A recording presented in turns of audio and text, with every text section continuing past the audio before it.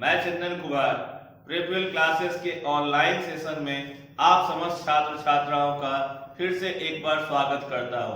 दोस्तों, आज के क्लास में हम लोग महत्वपूर्ण करंट अफेयर्स पर चर्चा करेंगे।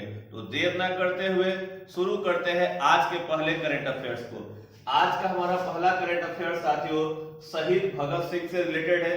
खास बात यह है कि 28 सितंबर 2020 को हमने सरदार भगत सिंह की 113वीं जयंती मनाई है। याद रखेंगे कौन सी जयंती मनाई है?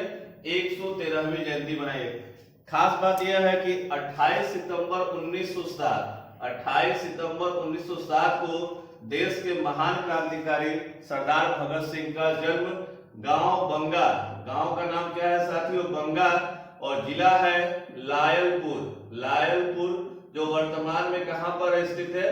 पाकिस्तान में सरदार भगत सिंह का जन्म हुआ था। खास बात यह है कि सरदार भगत सिंह भारत के सबसे महान क्रांतिकारियों में से एक गिने जाते हैं। आपको बता दें इनके बारे में कि वर्ष 1919 में जलियांवाला बाग हत्याकांड हुआ। याद रखेंगे इस समय सरदार भगत सिंह की उम्र मात्र 12 वर्ष थी। 12 वर्ष की आयु में इनके मन और मस्तिष्क पर काफी गहरा प्रभाव पड़ा और इनके शरीर और इनकी आत्मा में क्रांति जगना शुरू होती है। फिर वर्ष 1920 में देश में महात्मा गांधी के नेतृत्व में असहयोग आंदोलन शुरू होता है। उस समय सरदार भगत सिंह की उम्र मात्र 13 वर्ष थी और सरदार भगत सिंह ने 13 वर्ष की आयु में स्कूल की पढ़ाई छोड़ करके असहयोग आंदोलन में कूदने का एक तरह से प्रयास किया और वो काफी महात्मा गांधी के विचारों से प्रेरित हुए और प्रेरित होकर के उन्होंने भारतीय नौजवान सभा, याद रखिए भारतीय नौजवान सभा की स्थापना की। इससे सरदार भगत सिंह की क्रांति और उनके मन मस्तिष्क में चलने वाले विचारों को भारत और दुनिया के लोग जानना शुरू करते हैं। आपको बता दें कि वर्ष 1928 में सरदार भगत सिंह के द्वारा सैंडर्स की हत्या कर दी गई। किसकी हत्या कर दी गई? सैंडर्स की हत्या लाहौर में कर दी गई। कहां की गई? लाहौर में हत्या कर दी गई। और सरदार भगत सिंह के द्वारा वर्ष 1929 में दिल्ली के सेंट्रल असेंबली में इन्होंने बम फेंका। खास बात यह है कि जो बम फेंका इसका मूल उद्देश्य बहरी और गूंगी जो ब्रिटिश हुकूमत थी उसको आवाज दिलाने के लिए थी। तो याद रखेंगे 1928 में सैंडर्स की हत्या की। वर्ष 1929 में किसके साथ मिलकर? बटुकेश्वर दत्त। याद रखेंगे बटुकेश्वर दत्त के साथ मिलकर के सरदार भगत सिंह ने सेंट्रल असेंबली में बम फेंका और देश और दुनिया को बताया। ध्यान देंगे वर्ष 1931 में 1931 को 23 मार्च वह खास तारीख है जिस दिन सरदार भगत सिंह को क्या है? फांसी दे दी गई। कहां फांसी दी गई साथियों? लाहौर जेल में। फांसी की तारीख 24 मार्च 1931 मुकर्रर थी, परंतु उससे पहले ही एक दिन पहले सरदार भगत सिंह को क्या है? फांसी दी गई। तो याद रखेंगे सरदार भगत सिंह ने इनकलाब जिंदाबाद का नारा प्रेरित किया और यह नारा जो है भारतीय राष्ट्रीय आंदोलन में एक महान भूमिका के रूप में आगे बढ़ा। तो याद रखेंगे सरदार भगत सिंह से रिलेटेड ये सारे पॉइंट है जो एग्जाम के पॉइंट ऑफ व्यू से काफी महत्वपूर्ण है। अगला टॉपिक है साथियों सड़क परिवहन एवं राजमार्ग मंत्रालय। आपको बता दें साथियों वर्तमान में सड़क परिवहन मंत्री, देश के सड़क परिवहन मंत्री कौन है? तो आप उनका नाम बताएं। तो नाम क्या है? नितिन गडकरी। याद रखेंगे नाम क्या है साथियों? नितिन गडकरी। कहीं कहीं गडकरी भी लिखा होता है, कहीं कहीं गडकरी भी लिखा है, इसमें कोई कंफ्यूजन ना हो। तो याद रखें देश के सड़क परिवहन और राजमार्ग मंत्रालय के जो मंत्री है उनका नाम है नितिन गडकरी। खास बात यह है कि सड़क परिवहन और राजमार्ग मंत्रालय के द्वारा याद रखेंगे एक गैस होती है जिसका नाम है सीएनजी का फुल फॉर्म होता है compressed natural gas. CNG gas में याद रखेंगे सीएनजी गैस में हाइड्रोजन, वो भी कितना 18% उपयोग करने की अनुमति दी है, उपयोग करने की अनुमति दी है। यही मेन बात है साथियों। किसने दिया है? सड़क एवं परिवहन मंत्रालय के द्वारा क्या है, सीएनजी में हाइड्रोजन गैस 18% उपयोग करने की अनुमति दी है। क्योंकि जो सीएनजी गैस है, सीएनजी के जलने से कार्बन मोनोऑक्साइड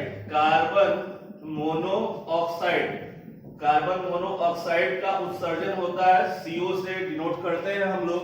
और कार्बन मोनोऑक्साइड भी क्या है, स्वास्थ्य के लिए हानिकारक होता है। आपको बता दें कि सीएनजी में हाइड्रोजन के इस्तेमाल करने से कार्बन मोनोऑक्साइड के उत्सर्जन में 70% तक की कमी आएगी, जो पर्यावरण के प्रदूषण को रोकने में काफी सहायक होगी। तो याद रखेंगे, सड़क परिवहन और राजमार्ग मंत्रालय जो नितिन गडकरी से संबंधित है, सीएनजी में कौन सी गैस, हाइड्रोजन का इस्तेमाल 18%। ये परसेंटेज पूछा जा सकता है साथियों कि कितना परसेंट, तो 18% हाइड्रोजन के उपयोग करने की अनुमति दी है। इसका मूल कारण यह है कि सीएनजी के उत्सर्जन के बाद जो है कार्बन मोनोऑक्साइड के रूप में निकलता है, और सीएनजी में हाइड्रोजन का उपयोग होने से 70% कार्बन मोनोऑक्साइड की कमी आएगी। आपको बता दें, नितिन गडकरी साथियों ये नागपुर से सांसद है। कहां से सांसद है साथियों? नागपुर। नागपुर कहां पड़ता है? तो महाराष्ट्र में है। याद रखेंगे, संतरों की नगरी के रूप में जाना जाता है। और सबसे खास बात है कि नागपुर में ही भारत के RSS, जो दुनिया की सबसे बड़ी समाजसेवी संस्था है, राष्ट्रीय स्वयंसेवक संघ, याद रखेंगे, राष्ट्रीय स्वयंसेवक संघ का जो हेडक्वार्टर भी है वो कहीं और नहीं, नागपुर में ही है। अगला पॉइंट है साथियों शिवांगी सिंह। शिवांगी सिंह इन दिनों काफी सुर्खियों में है और ये काफी महत्वपूर्ण होगा आगामी एग्जाम के लिए। आपको बता दें साथियों, शिवांगी सिंह भारत की पहली महिला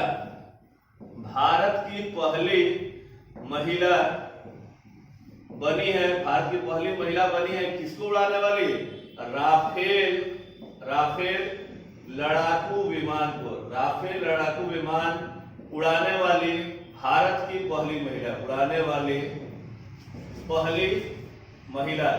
ये काफी महत्वपूर्ण होगा। आपको पता ही है कि जिस एग्जाम में या जिस पॉइंट में पहला शब्द जुड़ जाता है वो एग्जाम के लिए महत्वपूर्ण है। यहाँ क्या खास बात है? शिवांगी सिंह भारत की पहली महिला बनी है राफेल नामक फाइटर प्लेन को उड़ाने वाली। आपको बता दें, शिवांगी सिंह का संबंध कहां से है? वाराणसी से है। वाराणसी में ही इनका जन्म हुआ। वाराणसी की बीएचयू से बनारस हिंदू यूनिवर्सिटी से इन्होंने पढ़ाई की। और वर्तमान में देश में 10 फाइटर प्लेन उड़ाने वाली, याद रखें, 10 फाइटर प्लेन उड़ाने वाली महिला पायलट है। याद रखेंगे, महिला पायलट है। और उसमें भी सौभाग्य किसको मिला है राफेल उड़ाने का?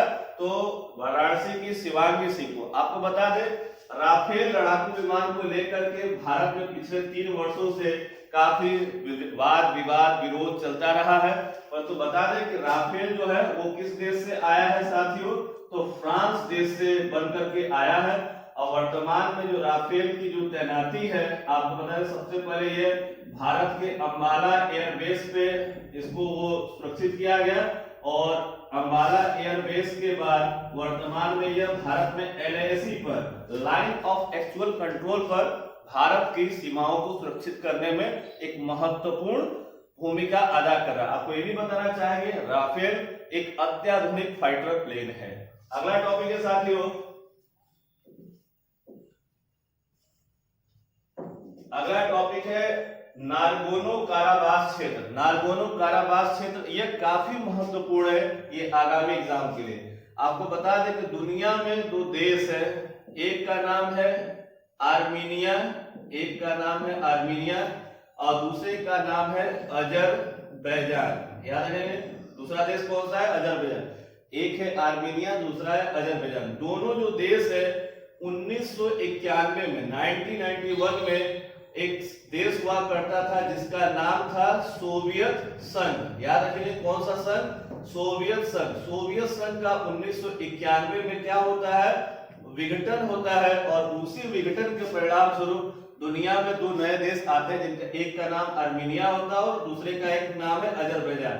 वर्तमान में नारगोनो काराबास क्षेत्र जो है ये युद्ध का मैदान बना हुआ है। क्या हो रहा है? युद्ध का मैदान बना हुआ है। आपको बताना चाहेंगे साथियों को, एक्चुअल में जो नारगोनो काराबास क्षेत्र है ये अजरबैजान की सीमा के अंतर्गत है, अजरबैजान की सीमा के अंतर्गत है, परंतु अजरबैजान की सीमा के अंतर्गत है, परंतु यहाँ पर ज्यादा से ज्यादा संख्या में आर्मेनियाई लोग रहते हैं और उन्होंने नारगोनो काराबास क्षेत्र को क्या है, एक स्वतंत्र राष्ट्र के रूप में घोषणा किया है। इसी को लेकर के अजरबैजान और आर्मेनिया के बीच में क्या है, युद्ध ठन गई है और 27 सितंबर 2020 से इन दोनों देशों के बीच में क्या हो रहा है, युद्ध हो रहा है। आपको बताना चाहेंगे कि अजरबैजान का जो सपोर्ट है वो खुले तौर से तुर्की कर रहा है, जबकि आर्मेनिया देश का जो सपोर्ट है वो दुनिया का सबसे शक्तिशाली राष्ट्रों में से एक जो है रशिया सपोर्ट कर रहा है। और आपको बता दें कि भारत खुले तौर पे तो नहीं परंतु ले दे करके वो भी आर्मेनिया का सपोर्ट कर रहा है। इसका मूल कारण यह है कि तुर्की जो है वो भारत में जम्मू कश्मीर को लेकर के विवाद की स्थिति करता है और वो पाकिस्तान को सपोर्ट करता है। तो याद रखें कि वर्तमान में नारगोनो काराबास क्षेत्र एक युद्ध का मैदान बना हुआ है। एक्चुअल में ये अजरबैजान की सीमा है और ये यहाँ पर क्या है, सीमा विवाद है। किसके किसके बीच में? आर्मेनिया और अजरबैजान के बीच में सीमा विवाद है।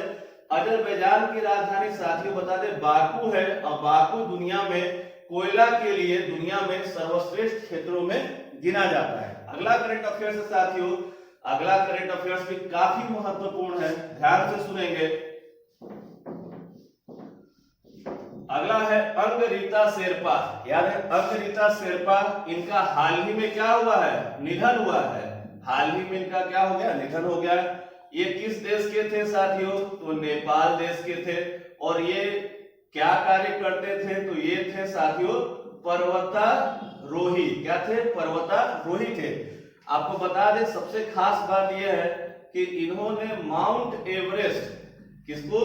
Mount Everest. माउंट एवरेस्ट का नाम आते ही दिमाग में चलता है दुनिया की सर्वोच्च ऊंची चोटी। याद रखें माउंट एवरेस्ट, इसकी ऊंचाई कितनी है? 8,848 मीटर। आपको बताना चाहेंगे अंगरीता शेरपा जो है माउंट एवरेस्ट पे 10 बार, कितनी बार? 10 बार बिना ऑक्सीजन सिलेंडर के चढ़े थे, बिना ऑक्सीजन के सिलेंडर चढ़े थे।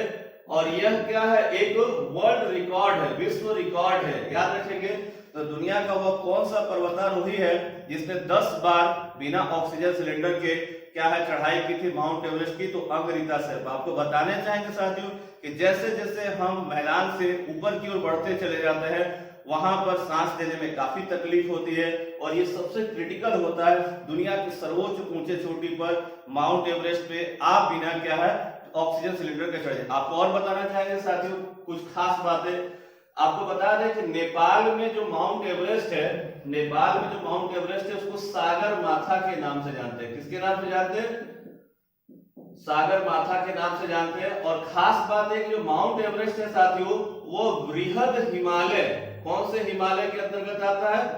वृहद हिमालय के अंतर्गत आता है। और वृहद हिमालय के अंतर्गत कई प्रमुख ऊंची चोटियां हैं जिससे प्रश्न पूछे जाते हैं। तो थोड़ा ध्यान दें कि वृहद हिमालय में कौन कौन से ऊंची चोटियां आती है। तो सबसे पहला आता है नंगा पर्वत। नंगा पर्वत साथियों जम्मू एंड कश्मीर राज्य के अंतर्गत आ गया। जबकि अगला है नंदा देवी। नंदा देवी साथियों उत्तराखंड में आ जाएगा। माउंट एवरेस्ट, माउंट एवरेस्ट जो है साथियों वो आपका आ जाएगा नेपाल में, ठीक है। अगला है कंचनजंगा। कंचनजंगा साथियों सिक्किम में आता है, सिक्किम में।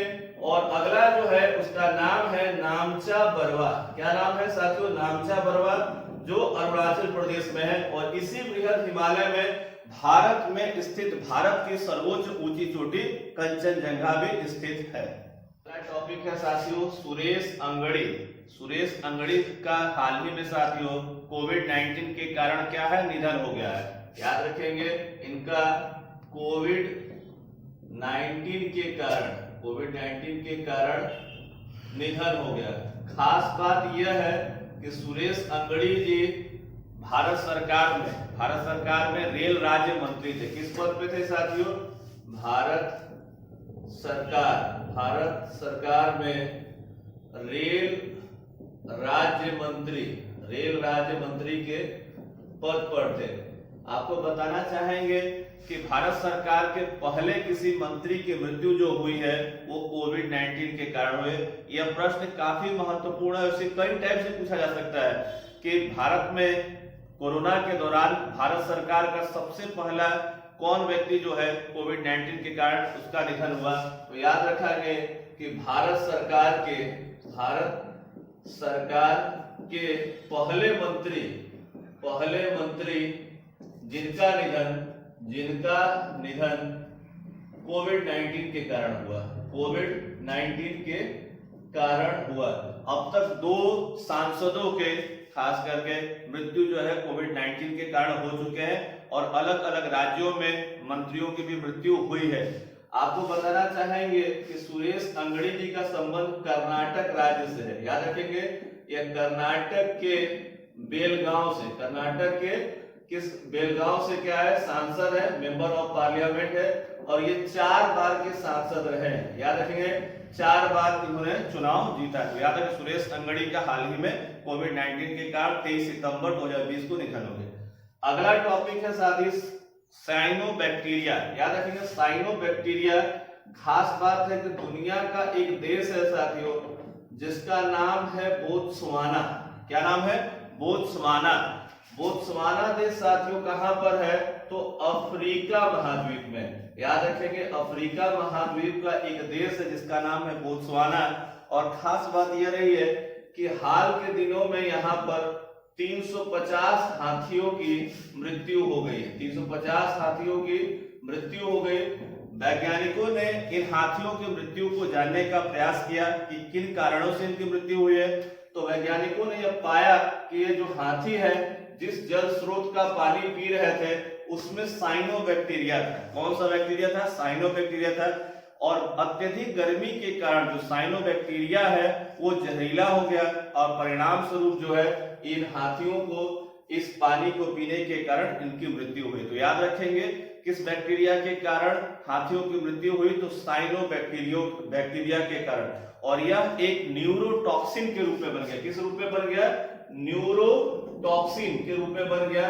और यह क्या है? जहर का रूप होता है न्यूरोटॉक्सिन। और ये हाथी जल को पी करके गोल गोल घूम करके उनकी मृत्यु हुई है, क्योंकि ये क्या है सीधा उसके मस्तिष्क पे प्रभाव पड़ता है जिनके कारण हाथियों की मृत्यु हुई। आपको बताना है जब भी बोत्सवाना की बात होती है तो 2 क्वेश्चन जनरली एग्जाम में अक्सर पूछे जाते हैं। एक होता है कि कालाहारी मरुस्थल। याद रखेंगे कालाहारी मरुस्थल दुनिया के किस देश में है?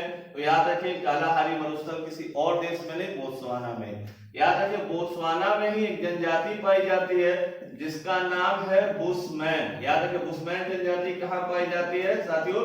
तो कालाहारी मरुस्थल में या बोत्सवाना देश के अंतर्गत। तो आपने पाया कि साइनोबैक्टीरिया के कारण इन 350 हाथियों की मृत्यु हुई। अगला टॉपिक है साथियों हार्ले डेविडसन। यह याद रखेंगे हार्ले डेविडसन एक बाइक है। याद रखेंगे एक बाइक बनाने वाली कंपनी है। आपको बता रहे हैं कि हार्ले डेविडसन क्या है साथियों? तो एक बाइक बनाने वाली कंपनी है। खास बात यह है कि कंपनी ने अपना कारोबार भारत में बंद करने की घोषणा की। याद रखिए हार्ले डेविडसन क्या है? एक बाइक बनाने वाली कंपनी है और इस कंपनी ने भारत में अपना व्यापार बंद करने की घोषणा की है। आपको बताना चाहेंगे कि जो हार्ले डेविडसन है ये यूएसए की कंपनी है और इसकी बाइक जो होती है वो काफी महंगी होती है और इसके जो बाइक का जो शुरुआती रेंज होता है 4.5 लाख रुपए से लेकर के 50 लाख रुपए रेंज के बाइक आते हैं। काफी बेहतरीन बाइक होते हैं, परंतु भारत सरकार के द्वारा या भारत की जो नीतियां हैं उनके अनुसार इस पे कई प्रकार के टैक्स लगते हैं। इस वजह से बाइक काफी महंगा हो जाता है और हाल के दिनों में भारत में इसकी बिक्री काफी कम हो गई थी। इसलिए कंपनी ने एक फैसला किया कि हार्ले डेविडसन अपना भारत में इसका जो मेन प्लांट था वो हरियाणा के गुरुग्राम में था, अब उसने बंद करने की घोषणा की। आपको थोड़ा एक रोचक जानकारी है कि भारत में हार्ले डेविडसन जो है वो कब आया, तो 2007 में आया। सभी कब आया, 2007 में। उस समय भारत के प्रधानमंत्री डॉक्टर मनमोहन सिंह थे, जबकि अमेरिकी राष्ट्रपति जॉर्ज डब्ल्यू बुश थे। दोनों देशों के बीच में एक समझौता हुआ। इस समझौते के अंतर्गत भारत अपने आम अमेरिका में बेच पाया और अमेरिका अपनी सुपर बाइक कहे वो हार्ले डेविडसन को भारत में बेच पाया, परंतु ये कंपनी भारत में काफी सफल नहीं हो पाई और परिणाम स्वरूप इसने अपने व्यापार को सितंबर 2020 में बंद करने की घोषणा कर दी है। चलिए साथियों, अगला देखते हैं करंट अफेयर्स क्या। फेलुदा, याद रखेंगे फेलुदा एक कोविड-19 टेस्ट किट है। क्या है, कोविड-19 टेस्ट किट है, याद रखेंगे। खास बात यह है कि ये जो कोविड-19 टेस्ट किट है यह एक पेपर किट है। जैसे मार्केट में प्रेगनेंसी को टेस्ट करने के लिए कई प्रकार के प्रेगनेंसी टेस्ट किट चलते हैं और वो रैपिड तुरंत क्या है उसका परिणाम देते हैं, उसी तरह से फेलुदा भी जो है ये तुरंत इसका परिणाम देगा मात्र 30 मिनट में। याद रखेंगे कितने मिनट में साथियों, तो 30 मिनट में ये बता देगा कि व्यक्ति जो है वो मतलब कि कोविड-19 पॉजिटिव है या नहीं है। आपको बता दें कभी हाल ही में भारत के ड्रग कंट्रोलर DGCI के द्वारा इसे मान्यता दी गई है। और फेलुदा को जो डेवलप करने का कार्य किया है वो टाटा इंस्टीट्यूट के साइंटिस्टों और ICMR के साइंटिस्टों ने किया है। आपको बता दें कि भारत में एंटीजन टेस्ट, याद रखें एंटीजन टेस्ट, दूसरा RT-PCR टेस्ट और अब एक और नया कौन सा टेस्ट हो गया साथियों, फेलुदा टेस्ट। ये सब क्या है, कोविड-19 को पता करने के क्या है टेस्ट है, एक साधन के रूप में डेवलप हुए हैं। आपको बता दें कि कोविड पिछले दिसंबर 2019 से प्रारंभ हुआ चीन के वुहान से और अभी सितंबर माह है और आगे भी इसके चलने की संभावना है। अभी इसका प्रॉपर वैक्सीन दुनिया में डेवलप नहीं हो पाया है, तब तक आप क्या है सजग रहिए, सुरक्षित रहिए। अगला करंट अफेयर साथियों महाराष्ट्र राज्य से संबंधित है। महाराष्ट्र हाल के दिनों में कई कारणों से सुर्खियों में है। याद रखेंगे दीपिका पादुकोण का खास करके NDPS के अंतर्गत मामला जो बन रहा है, या और भी कई सारे एक्टर एक्ट्रेस पर हार्मफुल पदार्थों के सेवन का मैटर हो, सुशांत सिंह राजपूत का मैटर हो, पालघर में साधुओं की हत्या का मामला हो, कई कारणों से जो महाराष्ट्र सुर्खियों में। परंतु आज की खास बात क्या है कि महाराष्ट्र सरकार ने घोषणा की है, महाराष्ट्र सरकार ने घोषणा किया है कि अब बाजार हो या किसी भी छोटे मोटे दुकान पर खुले में, याद रखें खुले में सिगरेट, ठीक है, खुले में सिगरेट तथा बीड़ी, याद रखेंगे ये दोनों चीजें जो है वो क्या है नहीं मिल सकेगी। खास बात यह है कि खुले में सिगरेट बेचने पर क्या होता है कि उस पे जो चेतावनी होती है वो उसकी जानकारी भी नहीं मिल पाती है और जो बच्चे हैं खासकर 16-17 साल के बच्चे जो है उनके पॉकेट में पैसा कम ही होता है अक्सर, और वो क्या है खुला सिगरेट लेकर के पी लेते हैं जिससे धूम्रपान को बढ़ावा मिलता है। इसलिए सरकार ने एक अच्छा फैसला किया है कि खुले में मतलब सिंगल नहीं मिलेगा, जब भी आप खरीद सकते हैं तो क्या पैकेट में। तो ध्यान देंगे भारत का पहला ऐसा राज्य महाराष्ट्र बन गया है जिसने अपने यहाँ बीड़ी सिगरेट पर क्या खुले में बिक्री पर रोक लगा दी है। महाराष्ट्र राज्य के वर्तमान में CM साथियों उद्धव ठाकरे जी। दोस्तों आज के वीडियो में हमने करंट अफेयर्स को स्टैटिक जीके के रूप में बताया है। आपको अगर ये वीडियो अच्छा लगा हो तो जरूर इसको क्या है शेयर करें अपने साथियों में, और अगर आपने अब तक हमारे चैनल को सब्सक्राइब नहीं किया है तो चैनल को सब्सक्राइब जरूर करें। धन्यवाद दोस्तों, नमस्कार।